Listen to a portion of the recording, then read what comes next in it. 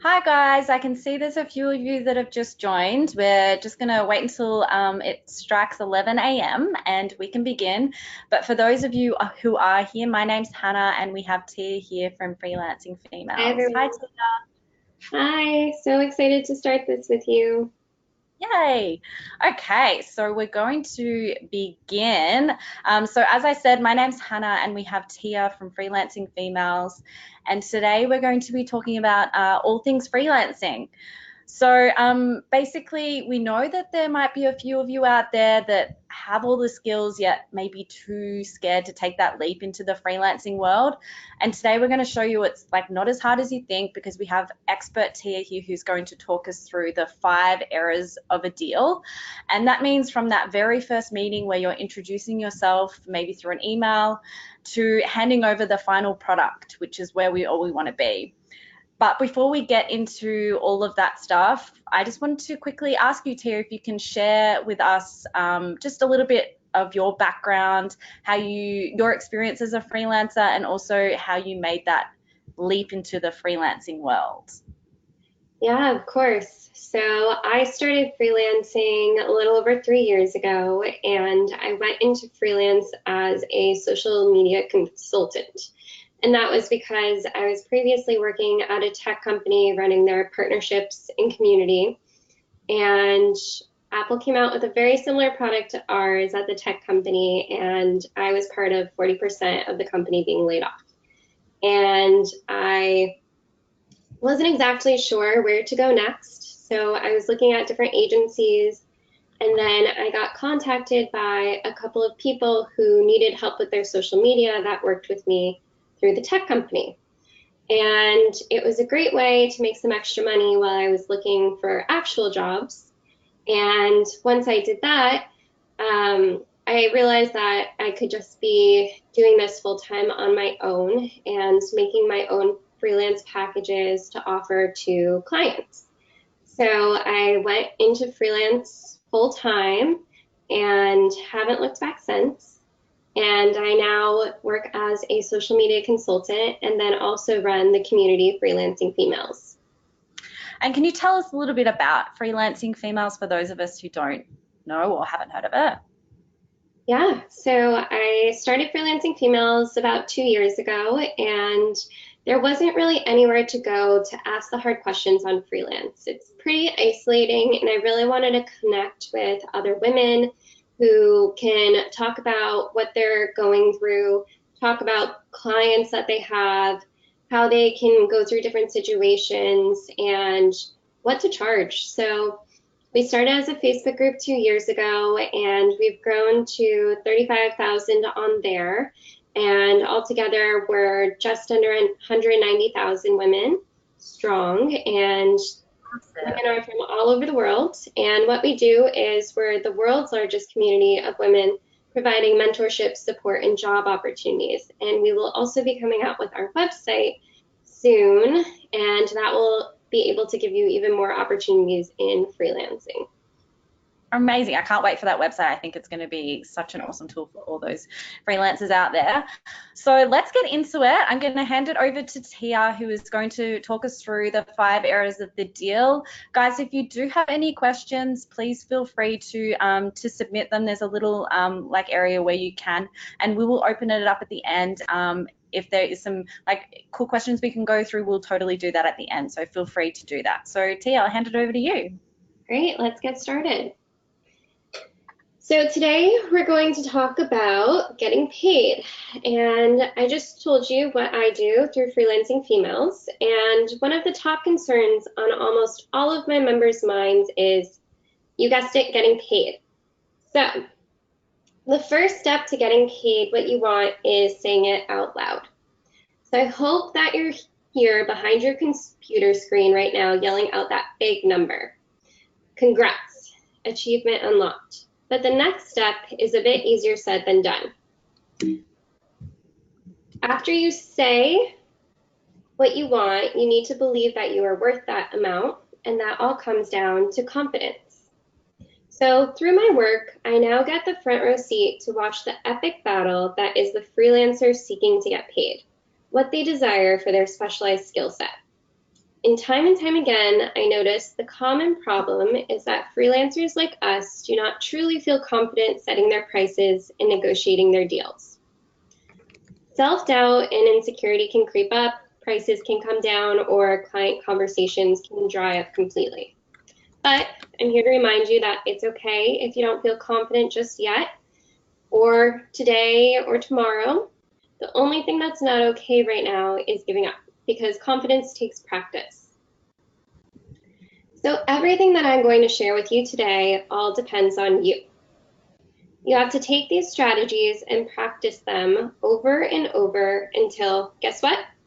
In spite of yourself, you'll start to feel more and more confident, and you'll make more money, and your clients will be happier. So I'm breaking this talk up today into parts over the whole lifespan of a deal. A good, profitable client relationship starts before you even meet them and lasts much longer than your final invoice is paid. So first, we're going to talk about awareness, introduction, and first contact. So being aware of your online and offline presence is really important. How do you look to a potential client who finds out about you for the first time? Do all of the links on your website work? Do you have any typos in any of your copy? And what comes up when you Google yourself in your business? All of these elements come into play and can raise or lower your perceived value before you even get a notification that someone's scoping you out. The second important thing is being accessible. So is it clear and easy to get in touch with you through all of your social media channels? Is your contact information up to date everywhere? Or is it clear what you do and how you can help someone? On the top of my Instagram, you'll find that I'm a social media consultant. You'll find my portfolio website, and you'll find my email. And the next step is have a real conversation as soon as possible.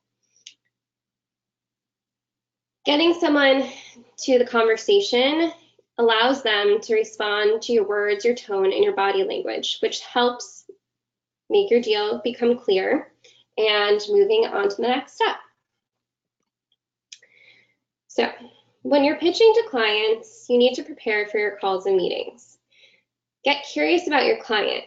Research their organization, the person you're going to speak with, their social media, their boss, even their dog. I'm kind of joking, but not really for this one, so that you're prepared to make a genuine personal connection with them. I had a woman who brought in peanut butter cookies to our latest meeting because she saw on my social media that I was a peanut butter cookie enthusiast. And it really made a personal connection and made me trust her even more. And getting to know as soon as possible. We're taught to think that if someone says no to us, our conversation is over. But in fact, it's actually the opposite. If you're getting to a no out of a conversation with a prospective client, you aren't asking them enough questions. And if you aren't getting any pushback on your prices, then they may not be high enough. And I've added a few examples here also about what you can ask them once they've gotten to know. Is now not a good time? Are you not able to talk? Or are you not interested in this project?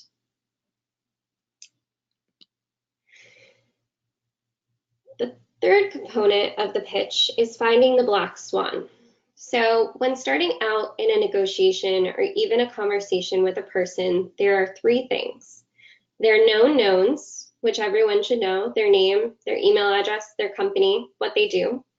There are known unknowns, their favorite food, names of their pets, where they went to kindergarten. That one might be a little bit harder to figure out. And the unknown unknowns. When they were in 8th grade, they lost a tooth in school during a basketball game. The black swan is when you're enjoying a conversation you have with people, you ask questions and try to connect. And it puts you on track to uncover these gems and make a person feel heard and closer to you, and therefore more likely to do business with you.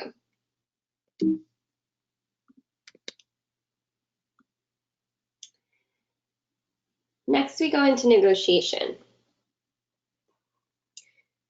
One of my favorite conversation strategies is mirror, label, and be quiet. So mirror your counterpart by repeating the last phrase as an engaged listener or labeling pieces of their story. It allows you to leave room for silence. And the ultimate goal of this is to elicit the "that's right," which implies mutual success and respect over "you're right," which implies defeat.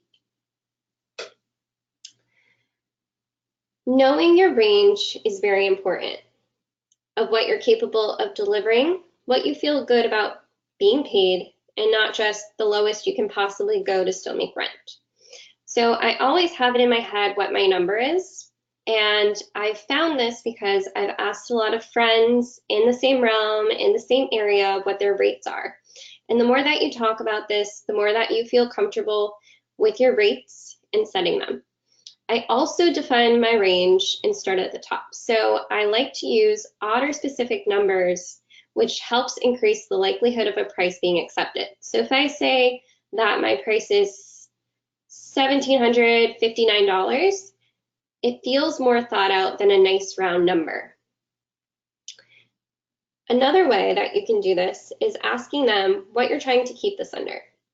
It's a question that's a bit easier to understand and answer and gives you an idea of their number. And lastly, if their number is no good, instead of saying no to their terms, try sweetening the blow with compliments and apologies. Like, "I value your company mission and team and would love to work with you, but I'm sorry, this number just won't work." Next, we go into the closing. We can't have this talk and not acknowledge the fact that some deals just don't close. So I do have one trick that I've been taught myself and have used multiple times with a ghosting client who may not have gotten back to me after several emails or calls or follow-ups. It has an 81% chance of getting a response from a client, and it's a very simple question. Have you given up on this project? It's easy to ask, and it's something that will elicit a very quick response usually. Another thing to talk about is that sometimes no deal is better than a bad deal. It is also best for yourself to just walk away from a bad deal, because in the long run, it'll be better for everyone, and you'll be able to devote your time to finding a new and more rewarding deal without building resentment or getting the client that you truly want to have. And while you're closing, there's that other thing that we always need to think about, which is contracts. And please do not go through any deals without contracts, because they're very important, especially when it comes to getting paid. So contracts are put in place to really safeguard making sure that you get paid on time. Have clear expectations and protect not just yourself, but your client as well. So there's some really great places to find contracts online. I use the Freelancers Union. They have a contract draft, which is great, and you can fill it in. But there's also things that I add to my own contracts. And as you go through more clients, you'll probably add on a few more things also. So some of my favorite crucial points in a contract from personal experience is the hours of work. So I usually put in that I'm available from 9 to 5, but after that, it's really needs to be an emergency. I also add in that I ask that they respect my time, and I may get back to you within 2 to 3 hours, depending, because I also have other clients. I make sure that I add in my scope of work so that we can always refer back to this, so that if it's going outside of the scope of work and a client is asking for more, I can refer back to my contract and say, this is out of the scope of work, but it will now be this price if you would like this added on to your contract. I also add in very clearly how I get paid. So I always recommend taking at least 50% upfront if you can, to understand and know that your client is good for their money and will pay you on time. because if they can't pay you this, then how can they pay you at the end? Another thing that I do, if it's ongoing work, I ensure that I'm paid upfront each month for my social media services. And I like to do it through direct deposit, so I also add this in so my client understands this is how I get paid. Another thing that really helps is laying out the tools that I use in the forms of communication. So would you prefer communicating through email versus text? Lay that out in your contract. What tools do you use? Do you like to use Planoly versus PicMonkey versus Adobe Illustrator? The types of tools that you're using. Do you like to go on Slack, etc.? These are all important to lay out in your contract, because if someone keeps adding you on to a bunch of different types of services that you need to log into, it starts getting inundated with all different clients that you have, and then you're lost in what tools you're using, what logins you have, and your computer is getting full of all these different services. And now delivery. So you've gone through the deal, you've signed the contract, and now it's your turn to uphold your side of the deal. So being timely, transparent, and true to yourself is very important. Stay on schedule, keep in communication with your client, and let them know as soon as possible if you can't stay on schedule, because we all know that it happens sometimes. Try not to over-deliver. We all love to do this and want to make our clients happy, of course, but sometimes over-delivery falls prey to scope creep, and then a client will expect it of you. So if you are doing a little extra, make sure that they know it. And if the client wants more than what you've agreed to, you owe it to them to make sure that you can provide that at a fair price. Once you've fully delivered, it's now time for dessert. So you've closed a great deal and it's exciting, you've gotten paid, and now it's time to go the extra mile because you really want to keep this client happy. You love a testimonial from them. So perhaps sending a gift of some sort to thank them is a little something that goes the extra mile and goes a long way to securing more work in the future. So what I love to do is either just something small, write a little handwritten note as a thank you for working with me, or even using, there's a cute little card company called Greetable. I love sending those. They're very cheap, and my clients always are ecstatic when they see them because it's just a little something that shows you care and you've gone the extra mile. Ask for feedback. It's very important just to make sure that you really understand that you've done a great job, but your client, was there something that they may not have understood fully? What can you do better in the future for your other clients? It's great to know. And then document and archive your work to use to attract future clients. So add it to your portfolio, post it to your LinkedIn about this great project you've just worked on, post it to your social media channels, because nobody knows you're available for work until you tell them. So now we've just journeyed through the life of a great and profitable deal with a happy client and a respected and valued freelancer. Let's just all take a deep breath and revel in that feeling, because as freelancers, we get to live out this lifespan over and over again, and sometimes even multiple times a week, depending on what type of work we do. So you're going to have plenty of chances to practice these techniques and pick up new ones along the way, probably techniques that I myself haven't even learned yet. So please don't hesitate to reach out to me via email after this, or DM on Instagram at Freelancing Females to let me know what you thought, or if you've learned something new that I could benefit from. But as I said at the beginning, all this comes down to is confidence you grow through believing that you're worth the payment you asked for and practicing all these strategies until they are second nature. And you're going to do great. So thank you so much for having me. PicMonkey, I really appreciate you guys taking the time to come into this webinar today, and feel free to ask me any questions if you have them. Thank you, Tia. I know we do have a few questions that have come in, so let's just quickly have a look and we can just discuss these. We have someone who's asked, for your point of view, what do you feel is the hardest part of getting started as a freelancer? Definitely. When I was first starting as a freelancer, I decided that I was going to do everything. So with my social media services that I was offering, if you needed a website, I could create you a website. If you needed photography, I could do the photography for you. And that really spread me too thin, and it also made it very confusing as to what people could hire me for. So I niched down my services just to social media management and strategy, and really marketed that area of myself. And once I did that, I reached out to former contacts, friends that I knew, and the hardest part was really just getting those first clients and then getting referrals from them. So the hardest part is telling people. I find a lot of people have trouble telling everyone that you're available for work. So you should be putting it out on your social media channels. You should be putting it out on your LinkedIn. And a great way to do this is saying, I have one client opening for the month of November. Here's what I can offer.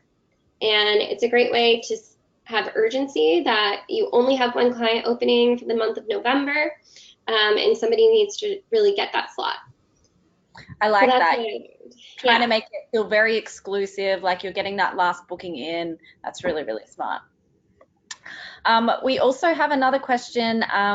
What do you feel like are some common mistakes that people make when they're first starting out, and how do you combat them? Definitely. So I think really nailing down what you would love for your prices to be. So asking other people what they charge can be a scary conversation, but everyone's usually open to it. And the more that we are knowledgeable about why and what we charge, the higher the prices are for everyone. So I think that's one of the common mistakes that people make when they first start out, is really understanding your prices, why your prices are that high, so you can confidently tell someone why you're charging $90 an hour for something. And then we kind of went over a couple of them, but I think that's the biggest one. Totally, I agree. And finally, what would you say what is the best advice that you've been given as a freelancer? Ooh, that is a hard question. The best advice that I've been given as a freelancer is to always keep educating myself. Mm-hmm. So the beauty of being freelance is you get to really challenge yourself on different projects that you may not have been able to do at a 9 to 5 where you have a specific job. So if there's somebody who comes to you and wants to pay you to do something that you may not have truly done yet, like when I was just starting out, I got paid to create a strategy for a client. Mm-hmm. I'd never done it before, and it definitely wasn't the best one I've ever done, but it really challenged me, and I educated myself a lot through that one client project. And that's now my bread and butter of what I do outside of freelancing females. So always keep educating yourself. Google is a great tool for learning, YouTube videos, Facebook groups, and webinars. So the beauty of freelance is you can keep educating yourself and even change your services that you offer in the future. Totally, couldn't agree more. You should never be like stop learning it. There's always something out there for you to learn and for you to grow. Exactly. Okay, I think we've come to an end. I hope you guys enjoyed it. I know there was a few questions regarding if like you did have to leave, if you would be able to see this, and yes, we will be sending it out to all attendees, so you'll be able to go through this, get out your notebook, write down some notes. I know there's some really good stuff there that Tia's mentioned. And yeah, I hope you guys enjoyed it. We'll be bringing out more webinars, but thank you so much, Tia, for joining us. I know that everyone got something really good out of this. So yeah, thank you guys. We'll see you next time. Have a great day, everyone. Bye.